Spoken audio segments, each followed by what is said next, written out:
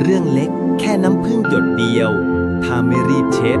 มันจะกลายเป็นรอยเปื้อนที่ลบไม่ง่ายจงเรียนรู้ที่จะหยุดก่อนทุกอย่างจะสายเกินไปเรื่องเล็กแค่หยดเดียวถ้าเตรียมดีมันจะกลายเป็นพลังมหาศาล